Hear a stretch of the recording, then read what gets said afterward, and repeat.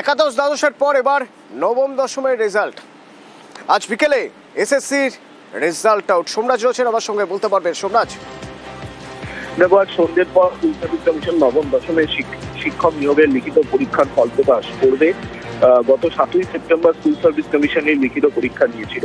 তোমাকে জানিয়ে রাখি, নবম দশমের মোট শূন্যপদ এখনো পর্যন্ত রয়েছে 23,212টি। 11টি বিষয়ে পরীক্ষা নেওয়া হয়। গত 7ই সেপ্টেম্বর মোট 2,93,912 জন পরীক্ষার্থী পরীক্ষা দিয়েছেন।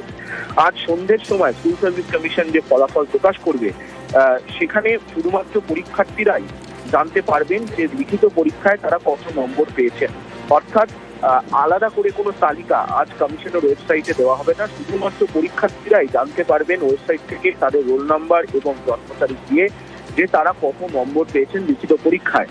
পাশাপাশি তোমাকে এটাও জানিয়ে রাখি যে আজকে 11টি বিষয়ের চূড়ান্ত উত্তরপত্র বা ফাইনাল অ্যান্সার কি সেটাও প্রকাশ করবে স্কুল সার্ভিস কমিশন। সেটাও প্রকাশ করা হবে ফল প্রকাশের সঙ্গে সঙ্গে। অর্থাৎ একদিকে যেমন লিখিত পরীক্ষার ফল প্রকাশ হবে, তেমনি 11টি বিষয় নবম দশমের শিক্ষক নিয়োগের চূড়ান্ত উত্তরপত্র প্রকাশ করা হবে।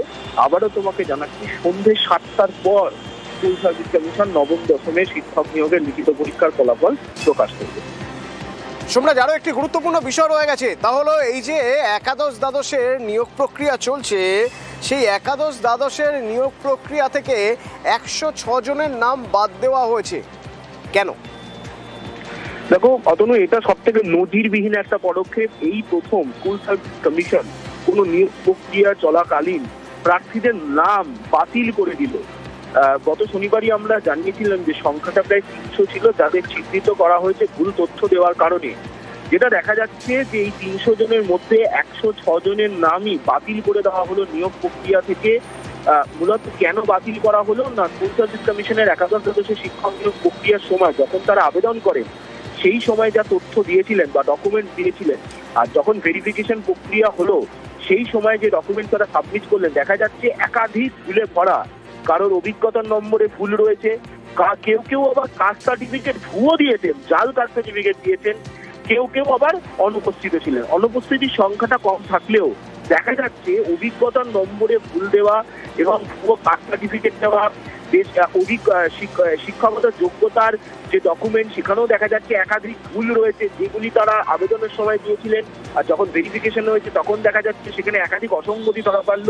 সেই কারণে 106 জনের নামই বাতিল করে দেওয়া হলো নিয়োগ প্রক্রিয়া থেকে, অর্থাৎ ডিসকোয়ালিফাই করে দেওয়া হলো।